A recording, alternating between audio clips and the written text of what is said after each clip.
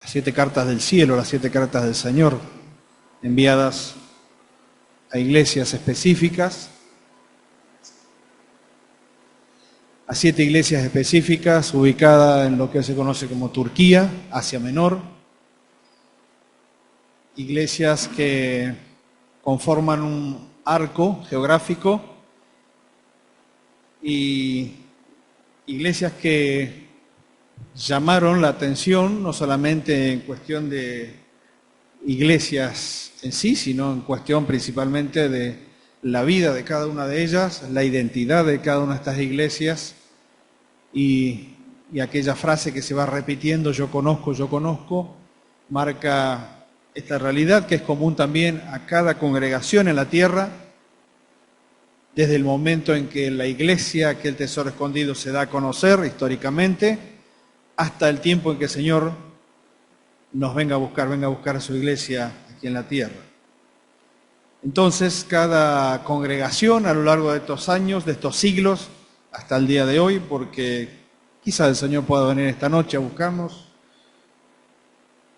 han contado con esta premisa, con esta seguridad, el hecho de ser conocidas por parte de Él. Llegamos entonces a la tercera carta, dirigida a esta tercera iglesia, en el libro de Apocalipsis, capítulo 2, versículo 12. El nombre de esta iglesia es Pérgamo, de donde deriva el nombre de un material que se utilizaba, o que comenzó a utilizarse, mejor dicho, antiguamente como elemento para escritura. Fue por una cuestión de necesidad, porque en aquel entonces el mejor material para escritura que se conocía provenía de Egipto, el papiro. Pero por una cuestión comercial y contractual en aquel entonces, toda esa zona se quedó sin la producción, sin poder comprar aquello que era tan necesario. Y entonces ellos desarrollaron un sistema sobre pieles de animales, cada vez más refinadas, cada vez más llevándolos a un punto en donde podían salir el grosor natural de cualquier piel de animal, y entonces se trataba de tal manera que se podía escribir allí y perduraban mucho más en el tiempo. Entonces de allí toma el nombre de pergamino, ¿sí? Tan importante era este elemento que fue desarrollado en aquella ciudad que contaba con la segunda colección de escritos más importantes en aquel entonces. Se calcula que tenían aproximadamente 200.000 pergaminos y competía con la biblioteca de Alejandría, que tenía una cantidad mayor. Y sin embargo, cada una de ellas, y conforme al contexto de la época, nos da a entender de que Pérgamo no era cualquier ciudad. De hecho, era considerada la capital de Asia Menor, con todo lo que esto significaba, tanto en el plano político, en el plano comercial, pero principalmente en el plano espiritual. Vamos a leer rápidamente del versículo 12 del capítulo 2 de Apocalipsis al 17, donde vamos a leer esta estructura, mejor dicho, que se va repitiendo, con algunas excepciones, que se va repitiendo a lo largo de las 7 cartas. Entonces, Apocalipsis 2:17 dice: escribe al ángel de la iglesia en Pérgamo, el que tiene la espada aguda de 2 filos dice esto. ¿A quién hace referencia aquí? ¿Quién es el que tiene la espada aguda de 2 filos? ¿De quién habla? El Señor Jesús. Siempre que leamos el que tiene, el que hace, y hace referencia al capítulo 1 de Apocalipsis, hace referencia a la visión que Juan tiene del Señor Jesucristo, y toda esa visión va tomando algunos aspectos de acuerdo a la necesidad de la iglesia a la cual le está escribiendo. Y a la iglesia de Pérgamo le dice: el que tiene la espada aguda de 2 filos dice o te dice esto: yo conozco tus obras y donde moras, donde está el trono de Satanás. pero retienes mi nombre y no has negado mi fe, ni aun en los días en que Antipas, mi testigo fiel, fue muerto entre vosotros, donde mora Satanás. Pero tengo unas pocas cosas contra ti, que tienes ahí a los que retienen la doctrina de Balaam, que enseñaba a Balac a poner tropiezo ante los hijos de Israel, a comer de cosas sacrificadas a los ídolos y a cometer fornicación. Y también tienes a los que retienen la doctrina de los nicolaitas, la que yo aborrezco. Por tanto, arrepiéntete, pues si no, vendré a ti pronto y pelearé contra ellos con la espada de mi boca. El que tiene oído, oiga lo que el Espíritu dice a las iglesias. Al que venciere daré a comer del maná escondido, y le daré una piedrecita blanca, y en la piedrecita escrito un nombre nuevo, el cual ninguno conoce, sino aquel que lo recibe. Hasta aquí la lectura de estos pocos versículos, pero a la vez con tanto para ver que seguramente no vamos a ver todo en esta noche. Son palabras un poco abrumadoras, ya van cambiando el tono con la que había comenzado en la iglesia de Éfeso, con la que había continuado con la iglesia, la corta carta dirigida a Esmirna. Aquí encontramos otro tenor, otra tesitura, otra tensión, por así decir, en las palabras del Señor a través de esta carta dirigida a esta iglesia ubicada y perfectamente conocida por Él. Es interesante que cuando el contexto de cada una de estas iglesias se da a conocer, vamos comprendiendo el desarrollo del pensamiento, porque lo que estamos viendo acá, a veces perdemos el hilo de esto, no es el desarrollo del pensamiento de Juan, es el desarrollo del pensamiento del Señor. Juan es el que escribe, el que transcribe las palabras. Pero acá hay un desarrollo del pensamiento del Señor, y no nos olvidemos que estas son prácticamente las últimas palabras que vamos a encontrar en el Nuevo Testamento de parte del Señor Jesucristo. Pero es el desarrollo del pensamiento, y a veces yo trato de preguntarme, todavía me cuesta encontrar una respuesta total, final y concreta de qué es lo que piensa el Señor de nuestra iglesia local. Lo primero que tengo que hacer es preguntarme, bueno, qué es lo que piensa el Señor de mí en particular. En definitiva, sumo a lo que es la iglesia local, así como lo hacen cada uno de ustedes, como lo hacemos cada uno de nosotros. En definitiva, el desarrollo del pensamiento del Señor en cada una de estas cartas es porque Él conoce perfectamente cada una de las situaciones, cada una de las personas y cada uno de aquellos que componían aquellas iglesias locales. Cuando hablaba de Éfeso, recuerdan, él señalaba que esta fue una iglesia que fue alabada por tener una doctrina correcta y aún de oponerse en contra de la falta de pureza doctrinal que quería ingresar dentro de la iglesia local. El Señor los alaba por esto. Ellos tenían la capacidad de reconocer y de oponerse a los falsos maestros, pero también dice que puede mirar mucho más profundamente al corazón de esta iglesia, a Éfeso, y decirle que a ellos les estaba faltando aquel primer amor. Y la advertencia, o mejor dicho, el ruego era: arrepiéntete, haz las primeras obras, vuelve a ese primer amor con el cual yo te conocí. Pérgamo y Tiatira, por ejemplo, la tercera y la cuarta iglesia, fueron alabadas por varias virtudes cristianas, como leímos en el caso de Pérgamo. Pero ellos tenían graves problemas doctrinales. Y este es el punto principal quizás del mensaje en esta noche. Los graves problemas doctrinales.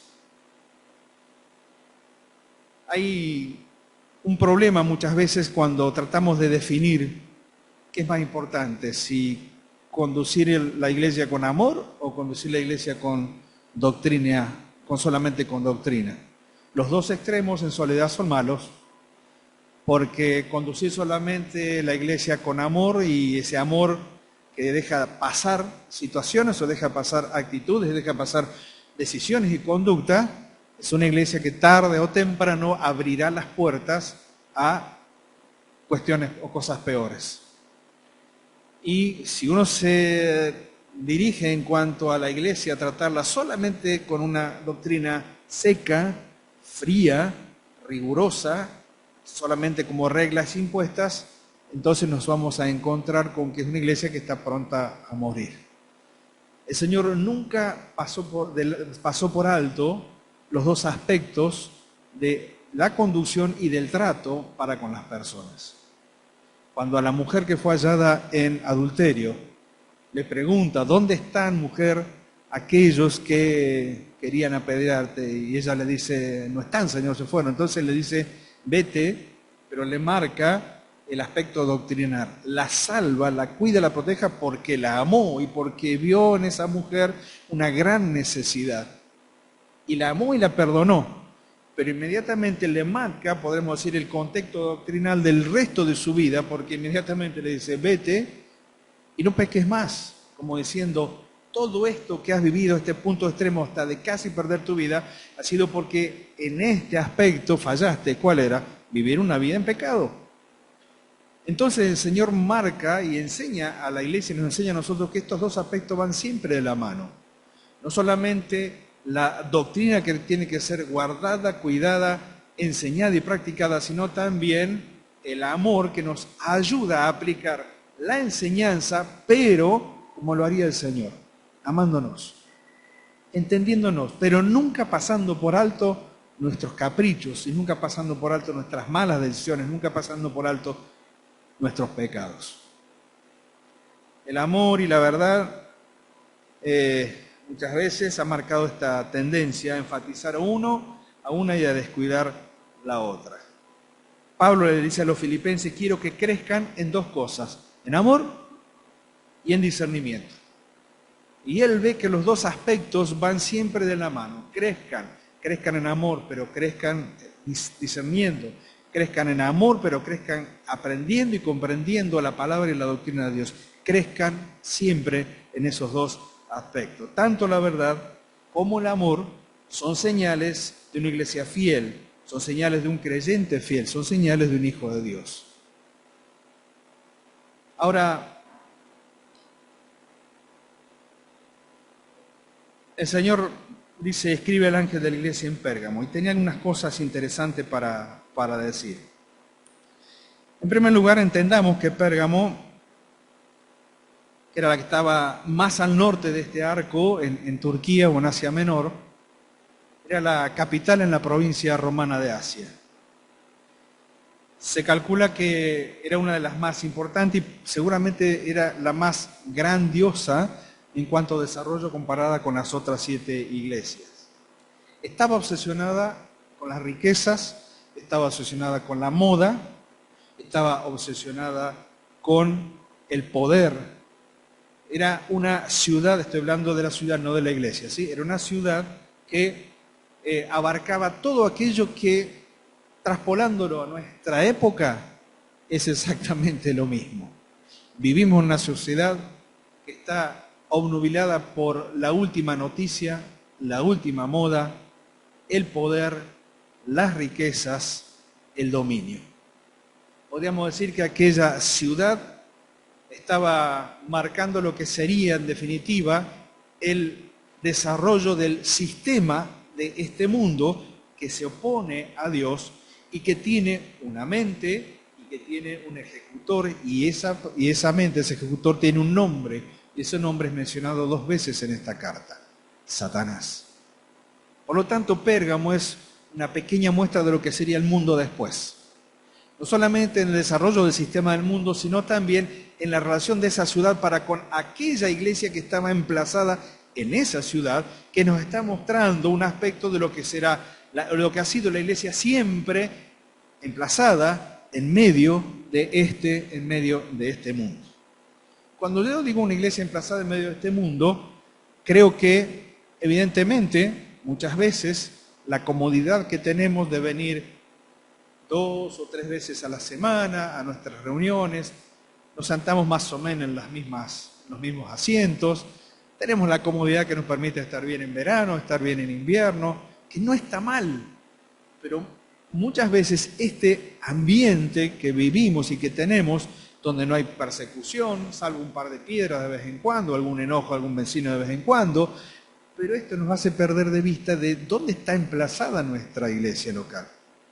¿Dónde está nuestra iglesia local? ¿Dónde está emplazada? ¿En medio de qué? ¿Somos nosotros parecidos a Pérgamo? Bueno, vamos a ver si somos o no parecidos a Pérgamo. La Escritura nos va a ayudar a esto. Como decía, era una ciudad académica, una biblioteca famosa con más de 200.000 pergaminos y principalmente era una ciudad dedicada a la idolatría. No solamente a muchos dioses paganos, sino que también era otro centro principal de adoración al César o de adoración imperial. Y Pérgamo presumía de tener el templo más grande dedicado no solamente a los dioses de ese entonces, sino principalmente en su adoración al César o al emperador. Es decir, decía un escritor que en Pérgamo un cristiano estaba en peligro, si en Esmirna un cristiano estaba en peligro una vez al año por la exigencia de adorar al César y obtener reconocimiento de que lo había hecho así o obtener castigo por no hacerlo así, una vez al año, en Pérgamo era los 365 días al año. Es decir, continuamente estaba esta exigencia. No era como en Esmirna, en donde era una fecha específica en el año en donde tenía que ofrecer su ofrenda de incienso a la estatua del César, que estaba desplegada por todos lados, sino que en Pérgamo era algo constante. Y entonces la iglesia se encontraba en un peligro constante.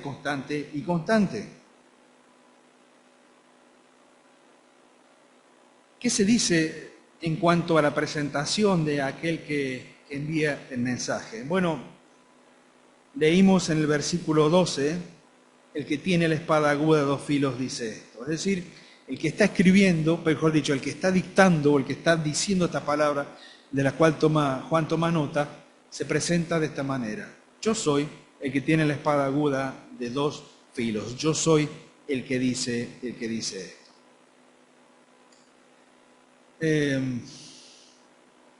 Es difícil imaginarse una espada que sale de la boca de alguien, ¿verdad?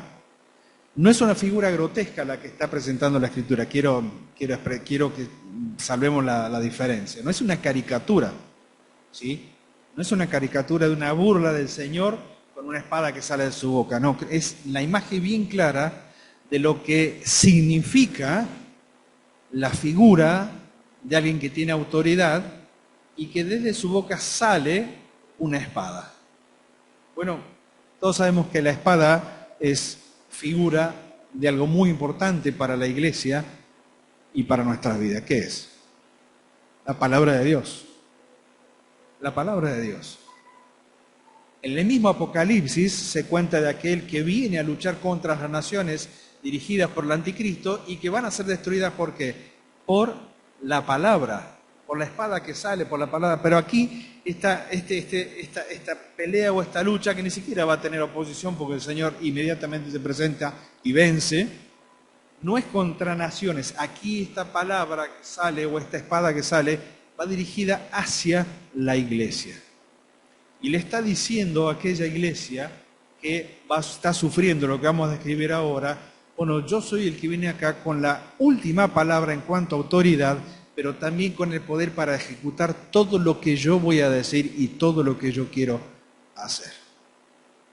Cuando uno va a diferentes pasajes de las Escrituras, nos encontramos con referencias a esta palabra. En Hebreos se nos dice de que la palabra de Dios es aquella que tiene la capacidad de partir y de dividir el corazón del hombre y llegar hasta el alma, hasta los tuétanos, y cierran los pensamientos. Es lo que la palabra de Dios hizo con nosotros el día que escuchamos acerca de Cristo como Salvador. Podemos decir que cuando escuchamos la verdad de parte de Dios, nos partió al medio. Y nos partió en medio para que nos miremos a nosotros mismos. No es porque Dios quiera saber qué hay en nosotros, ya lo sabía. Por eso tuvo que utilizar la contundencia de la palabra de Dios aplicada a nuestra vida, aplicada a nuestro entendimiento, aplicada a nuestra alma, para que una vez aplicada nos podamos ver tal como Dios nos veía, porque la palabra hizo lo que tenía que hacer. ¡Bum! Partirnos al medio. Y cuando nos abrió al medio, nos miramos a nosotros mismos y nos dimos cuenta de que no éramos dignos de estar delante de aquel que es digno de ser adorado, alabado y bendecido. Y nosotros no lo podíamos hacer. ¿Por qué? Porque necesitábamos que la palabra de Dios nos muestre cómo somos o cómo éramos. Pero aquella palabra de parte de Dios tiene poder para abrir, también tiene poder para cerrar la herida. Y cerrar la herida fue nada más y nada menos que dejar que la palabra actúe en nosotros, lleguemos al entendimiento de que éramos pecadores perdidos y que aceptando la obra de Cristo, esa misma espada que nos hirió, es la misma espada que después nos salvó. Y es la misma espada que nos sostiene todos los días de nuestra vida. Miren, hoy comencé a hacer los videitos de los devocionales. Y terminé con el último del año y bueno, ya tengo que pensar con el otro. Y bueno, en un año más o menos hemos tenido unos 290, casi 300 devocionales. ¿Sí? De esto ya hace 4 años que venimos, ¿no? Aproximadamente. ¿Sí? En pandemia comenzamos. 2020 comenzamos. Yo pensaba, ¿cuántos devocionales hemos recibido para el bien de nuestra vida espiritual? Algunos más extensos, otros más cortitos, algunos más elaborados, otros recién empezando y aprendiendo, pero sin embargo, siempre la pregunta que nos hacemos con Osvaldo, con David es, ¿lo escucharán? Y si bien no estamos nosotros puestos para ir tomando nota de quién lo escucha, quién no lo escucha, pero la pregunta es, ¿se aprovechará? ¿Se aprovechará en la iglesia todo lo que de parte de la iglesia, porque en realidad son los hermanos mayores, jóvenes y aquellos que recién están comenzando, los que han asumido este compromiso de prepararse para compartir un devocional? ¿Se estarán aprovechando? Puede ser que nos guste más o menos el estilo de uno o de otro. Algunos son un poco más largueros, otros comprimen un poco más, otros por ahí prefieren hacerlo más cortito. Algunos lo elaboran, otros lo leen, otros lo copian. No importa, es lo que se comparte de la palabra de Dios. Esta espada aguda de 2 filos, esta espada que sale de la boca del Señor, tiene esta capacidad. Y para Pérgamo era importante que Él se presente de esta manera. ¿Saben por qué? Porque Pérgamo tenía un grave problema doctrinal. Grave problema doctrinal. Y uno, y solamente uno, era el que tenía la autoridad y la capacidad de juzgar, pero también de actuar para ayudar a una iglesia que estaba en este grave problema. Dice, yo conozco tus obras. Conozco tus obras. Y dónde moras, donde está el trono de Satanás. Otras versiones eliminan el yo conozco tus obras y solamente van al yo conozco dónde moras. Yo conozco dónde moras. Porque de acuerdo a algunos pergaminos más antiguos o de acuerdo a algunos originales más antiguos, esta primera expresión, yo conozco tus obras, no aparece. Podemos entenderlo si vemos cuáles fueron las obras que desarrolló la iglesia de Pérgamo, y la verdad es que son muy pocas las obras. Pero lo que sí resalta aquí es la importancia del lugar donde está morando la iglesia. Y entonces no solamente lo dice una vez, sino que lo expresa 2 veces. Yo conozco dónde moras. Y esto para nosotros, aunque en algunos manuscritos no se encuentre, pero en nuestra Biblia sí, es muy importante. Conoce mis obras, pero también conoce el contexto de mis obras. Conoce cómo vivo, pero también sabe dónde vivo y comprende perfectamente cuál es mi respuesta a todo aquello que me rodea. Nosotros podemos decir, como quizás poniendo algún tipo de paño frío nuestra situación. Bueno, esto me pasó porque mi contexto era era muy difícil. O poner excusas. Esto hice porque todo me empujó a hacer esto. Cometí esto porque las circunstancias me llevaron hacia allí, como si fuera que nosotros no tuviéramos la capacidad como hijos de Dios y como hombres y mujeres que hemos aprendido y estamos aprendiendo a discernir, como si no hubiésemos adquirido la capacidad para decir que no a determinadas cosas, como le sucedió a la iglesia de Pérgamo. Entonces, uno puede estar en esta lucha. El lugar donde vivimos me condiciona en cuanto a la conducta y a las decisiones que tengo que tomar, ¿sí o no? No debiera, no debiera. Porque si comparo mi lugar de desarrollo en la iglesia local, acá en Chipoleti, en este 2024, comparándola quizás con una pequeña iglesia escondida allá en Irak o en cualquiera de los países perseguidos en este momento, podríamos decir que ellos están en peores condiciones y aún en mejores condiciones para negar la fe, mejores condiciones para hacer su propia vida, total, o para negar a Cristo en medio de un mundo de persecución total. El entorno es difícil.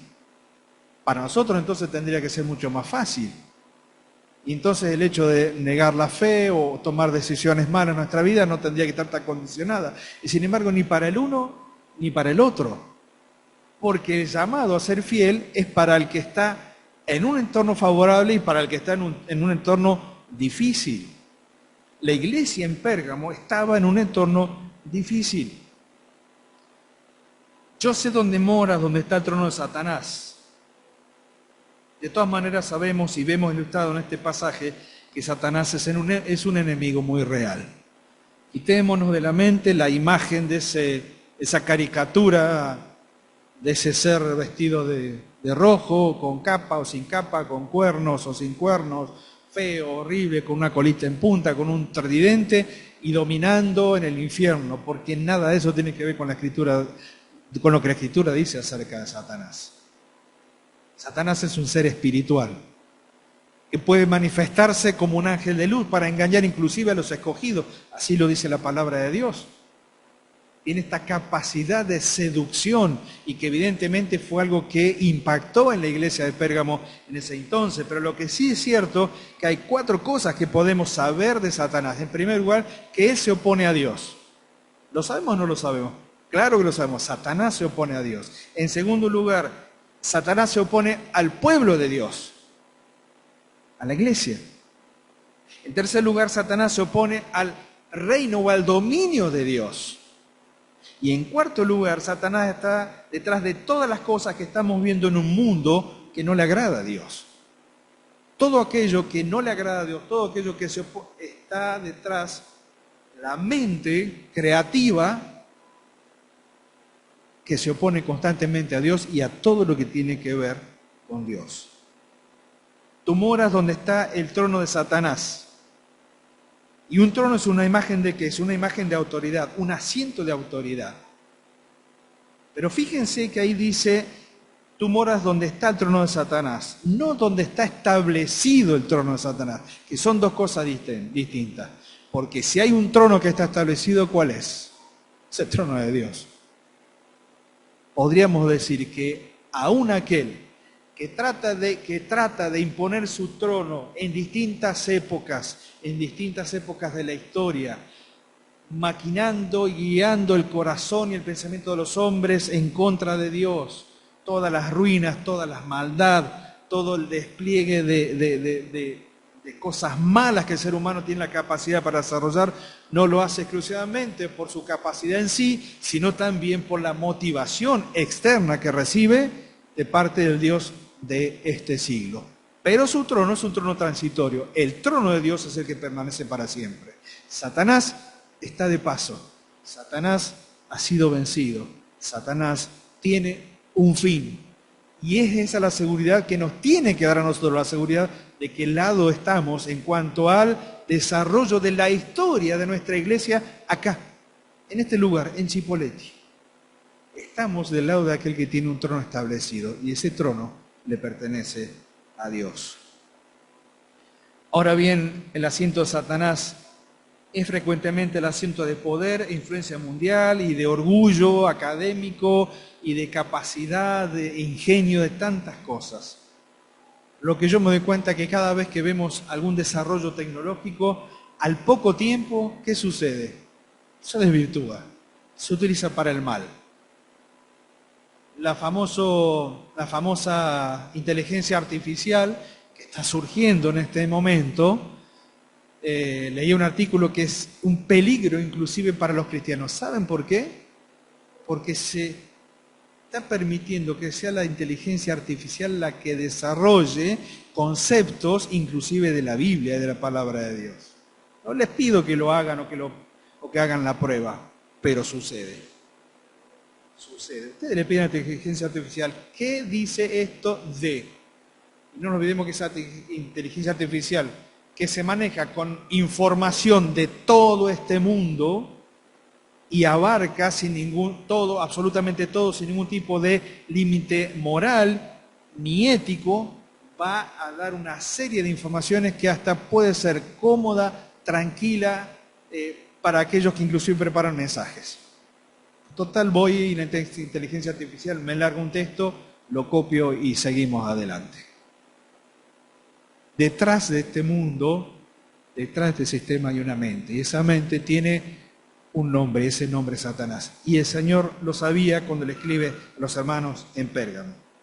Retiene mi nombre, le dice la iglesia, no negaste mi fe, ni aun los días en que Antipas, mi testigo fiel, fue muerto entre vosotros, donde mora Satanás. Antipas se dice que era un anciano en la iglesia de Pérgamo, que fue llevado al martirio por negarse a negar el nombre de Cristo y de reconocer a César como su Señor, como su Quirios.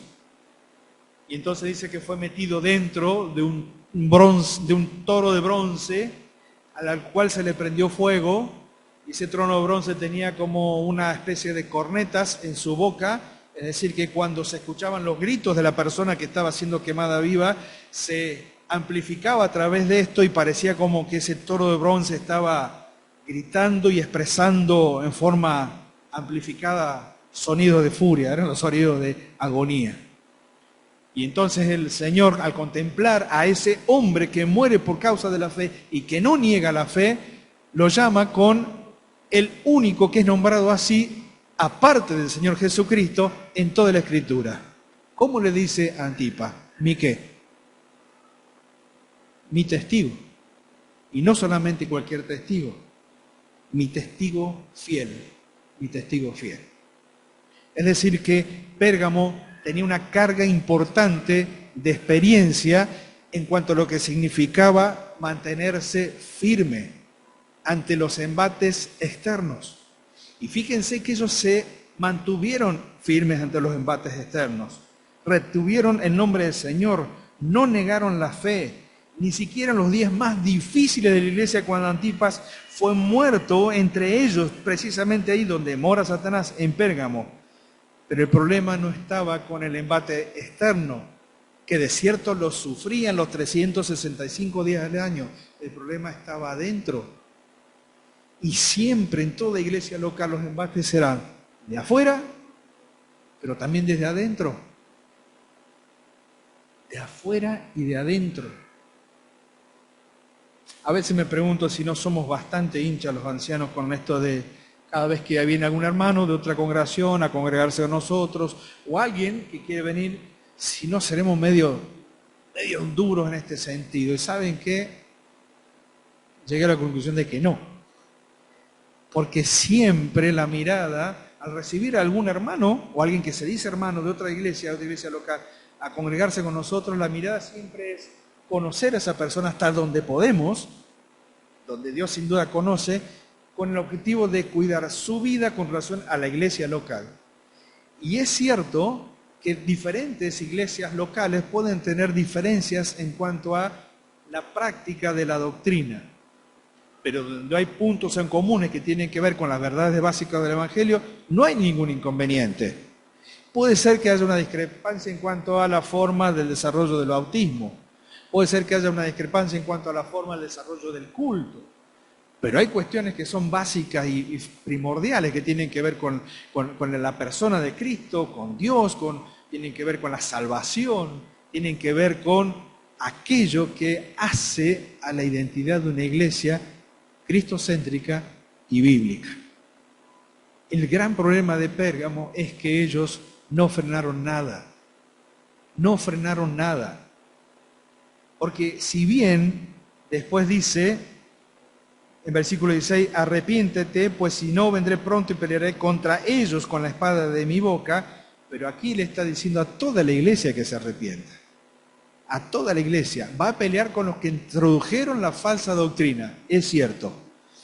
Pero le está pidiendo a toda la iglesia que se arrepienta, porque ninguno se paró para decir, esto está mal, esto está equivocado, esta doctrina no viene de parte de Dios. ¿Cuál era esta doctrina? Rápidamente, tengo unas pocas cosas contra ti, que tienes ahí los que retienen la doctrina de Balaam, que enseñaba a Balac a poner tropiezo ante los hijos de Israel, a comer de cosas sacrificadas a los ídolos y a cometer fornicación. ¿Sí? En Números capítulo 22 al 25 encontramos esta historia en donde un profeta de Israel es contratado por Balac, rey de Moab, para maldecir al pueblo de Israel. Cuando quiere hacerlo, Balaam no lo puede hacer porque Dios no se lo permite. No le era permitido a él maldecir al pueblo de Israel. Y como era un mercenario de la fe, por así decirlo, porque le habían pagado para maldecirse, vamos a buscar otro método. ¿Cuál fue ese método? Lleva y mezcla al pueblo de Israel. Mezclalo. Y esto de la mezcla, aunque nosotros podemos leer estos capítulos de corrido, damos cuenta que tiene que haber llevado un tiempo de asimilación de lo de afuera hacia adentro, y el pueblo de Israel terminó cayendo en todo aquello que Dios no quería que caiga: adoración a otros dioses, fornicación espiritual y física también, porque se mezclaron con las mujeres de aquellos pueblos, de aquel pueblo que los llevó a pecar en contra de Dios. Evidentemente algo de esto sucedió en la iglesia en Pérgamo. Alguien comenzó con una extraña forma de vida que pareció normal hasta un tiempo y después se asimiló completamente por parte de la iglesia. Fíjense que los hermanos de Éfeso, la iglesia de Éfeso, ellos se opusieron a los nicolaítas, y aunque no hay mucha información histórica al respecto, se nos dice, por ejemplo, les leo aquí un comentario de MacArthur, en la Biblia comentada por él, dice: se trataba de una herejía similar a las enseñanzas de Balaam. Nicolaíta significa que conquista al pueblo. Ireneo escribió que su fundador fue el mismo Nicolás, que se eligió como un diácono en Hechos capítulo 6, pero que él siempre fue un creyente falso que después se volvió un apóstata, y gracias a las credenciales que él tenía se las arregló para desviar a la iglesia con su doctrina, y como Balaam condujo al pueblo a conductas inmorales y perversas. Los nicolaítas participaban en diversas inmoralidades y asaltaban a la iglesia con tentaciones con base en la sensualidad. Clemente de Alejandría dice: se abandonaron al placer como chivos, dedicados por completo a sus propias indulgencias. La enseñanza pervertía la gracia y reemplazaba la libertad cristiana con el libertinaje pecaminoso. ¿Qué es lo que está diciendo? Que en definitiva aquellos que fueron frenados y rechazados por los hermanos de la iglesia en Éfeso fueron aceptados y abrazados por los hermanos de la iglesia en Pérgamo. Y entonces todo aquello que tendría que haber sido un freno en cuanto a la inmoralidad y a la perversión de la palabra de Dios y de la doctrina de la santidad específicamente, para ellos fue nada más y nada menos que abrazar lo que el mundo les estaba ofreciendo. ¿Cuál era el único antídoto para esto? La palabra de Dios. Yo, el que tiene la espada de dos filos, la espada aguda de dos filos, dice esto. Y entonces comprendemos que aquello que era Pérgamo en aquel entonces como la capital de Asia Menor en cuanto al desarrollo de la costumbre de aquel entonces, es el inicio de lo que sería el sistema de este mundo y de lo que estamos viendo desplegado en este entonces. No es ninguna novedad que hay iglesias en diferentes partes de este mundo que se dicen cristianas y que han adoptado la forma de este mundo. Para algunos la homosexualidad es una cuestión de elección y no es una cuestión de pecado. Y el hecho es que hay muchas congregaciones que aceptan con brazos abiertos no solamente el hecho de que formen parte de una iglesia local y de la comunión de la iglesia local sin considerar su conducta como un pecado y posteriormente su arrepentimiento y el abandono de esa forma de vida, de esa elección de vida, sino que les dicen, no importa, los amamos con el amor de Dios, vivan como quieran, forman parte de nuestra comunidad cristiana y de hecho ya hay pastores y pastoras que llevan adelante una actividad en favor de la comunidad gay, como si todo estuviera bien, como si nada estuviera mal y como si Dios no tuviera la última palabra en esto. Es decir, que lo que se está viviendo hoy es el reflejo continuo de lo que la iglesia en Pérgamo mostró como conducta en aquel entonces. Así se ve, así era. Pero el Señor dice, versículo 16, por tanto arrepiéntete. ¿De qué me habla esto? De una nueva oportunidad. Acá hay gracia. Aquí hay oportunidad de arrepentimiento y también oportunidad de perdón. Dios contempla a la iglesia y no la quema. Dios contempla a la iglesia y no la destruye. Dios contempla a la iglesia y utiliza la espada para ir hasta lo profundo de lo que está mal, pero también esa misma espada es la que pueden utilizar para ser sanos, para ser salvados. Y le dice, arrepiéntete, hay tiempo y oportunidad. El perdón está ahí a las puertas, solamente tienes que tomar la decisión correcta. Ahora, si no lo haces, vendré a ti pronto y pelearé contra ellos con la espada de mi boca. Y aquí son palabras de juicio. El versículo 17 contiene las palabras que a mí me encantan de cada una de estas cartas. El que tiene oído, oiga lo que el Espíritu dice a las iglesias. El que tiene oído. Es decir, que todos escuchan, no todos oyen. Todos podemos escuchar, no todos podemos oír. Una cosa es escuchar en lo general, pero otra cosa es escuchar es oír con atención. Por eso el Señor hace esta distinción. Todos van a escuchar. Todo aquel desde que se escribió esta carta y desde que comenzó a propagarse a través de la escritura, de la palabra de Dios, todos tuvieron la oportunidad de leerla y de escucharla. Pero no todos van a responder positivamente. Si no diría, como dijimos antes, que si no te arrepientes, lo que está dando la posibilidad cierta de que hubieron algunos que sí se arrepintieron, hubieron otros que no se arrepintieron. Los que quisieron escuchar y los que no quisieron hacer. Al que venciere daré a comer del maná escondido. Y le daré una piedrecita blanca, y en la piedrecita escrito un nombre nuevo, el cual ninguno conoce, sino aquel que lo recibe. Es decir, que hay posibilidad de victoria. Miren, hermanos, la sensualidad es la moneda común del sistema en el cual nos movemos. No hay videoclip musical que no te muestre más de lo que debiera mostrar. Las películas que tienen que ver con el desarrollo de una vida normal, de repente terminan en una escena de cama como si fuera lo más natural mostrarlo y que lo vea todo el mundo. La sensualidad en las vestiduras tanto de hombres como de mujeres tiene el propósito de esto, de seducir, atraer y usar y después tirar o destruir. La sensualidad con la cual la serpiente se acercó a Eva con aquellos colores brillantes que seguramente poseía para llamar su atención y para llevarla al punto de desobedecer a Dios, también funciona en este mundo con relación a los cristianos. No estamos inmunes a esto. Podemos quizás hacerle frente a todo lo que el mundo ofrece, pero tenemos que estar también muy atentos a todo lo que pueda suceder dentro de las puertas de nuestra iglesia local. A ser defensores de la fe, a ser defensores de la doctrina, a ser defensores de la verdad. Y para eso se necesita, hermanos, que leamos la Biblia.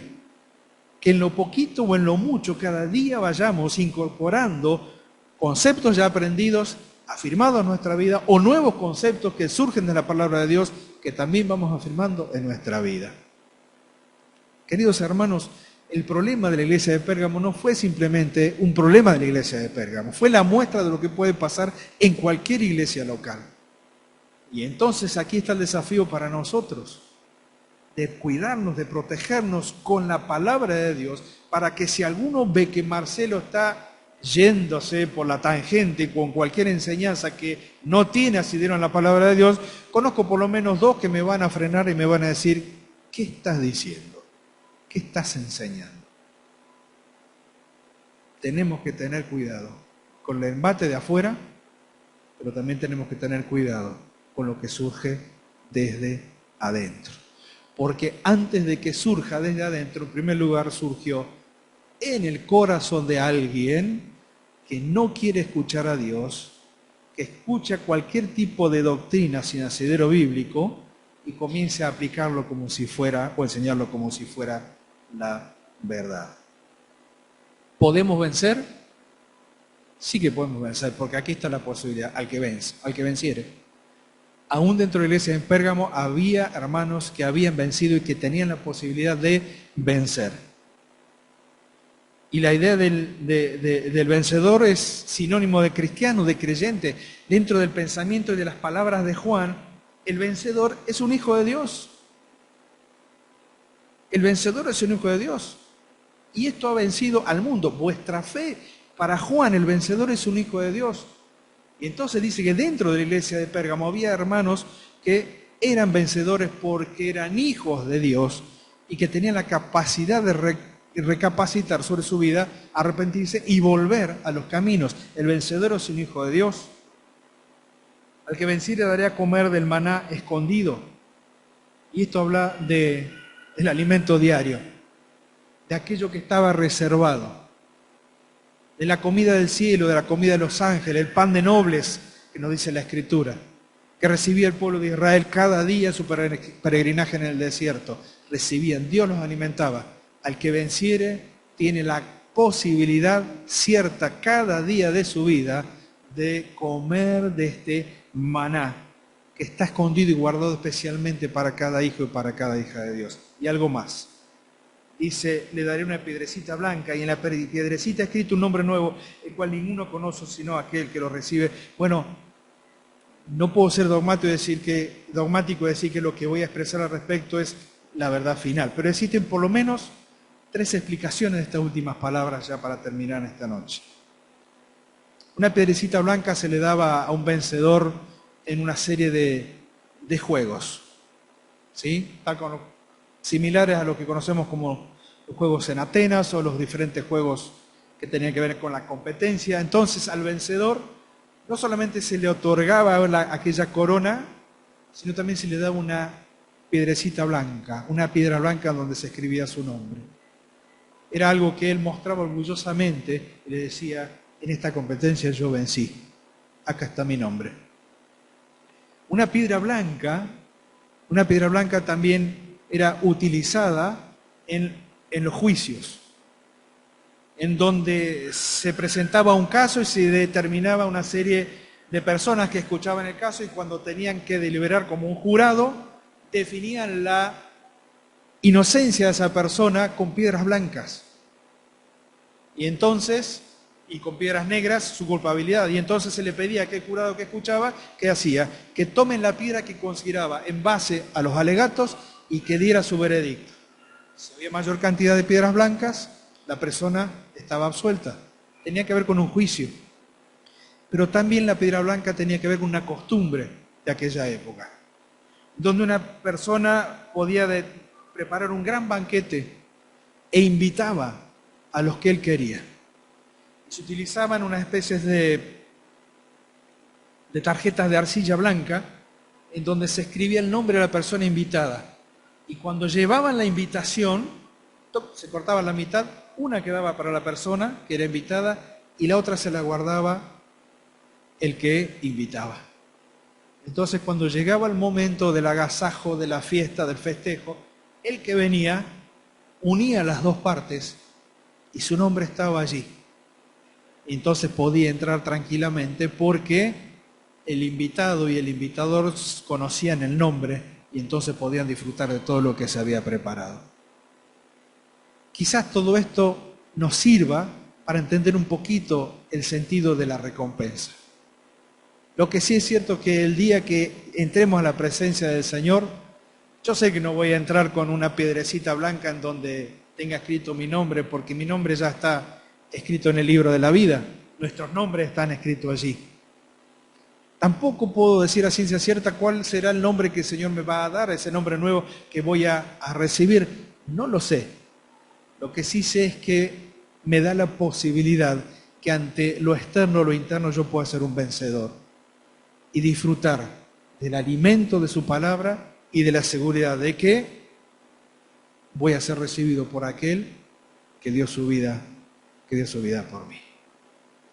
La iglesia de Pérgamo sigue siendo un cuadro importante donde se tiene que mirar la iglesia actual. Tiene que ser un cuadro en donde la iglesia de hoy se tiene que mirar, porque nunca como antes en este tiempo los embates de afuera y de dentro se están haciendo cada vez más fuertes. Y lo que nos asombra de otras denominaciones y de prácticas de otros lugares, lo que nos asombra quizá no esté tan lejos. Y algún día tendremos que plantarnos en la trinchera, en la brecha, como estudiamos hace un tiempo atrás, plantarnos firmes para que los embates de afuera no hagan mella y firmes para que la palabra de Dios nos cuide de cualquier mal que pueda surgir desde adentro. En definitiva, esa ha sido la tarea de la iglesia durante todos estos siglos y hoy más que nunca. Hay otro significado de Pérgamo, ¿verdad? ¿Te acordás, Waldo, cuál era? ¿Era enteramente casada? Enteramente casada. Enteramente casada es el otro significado.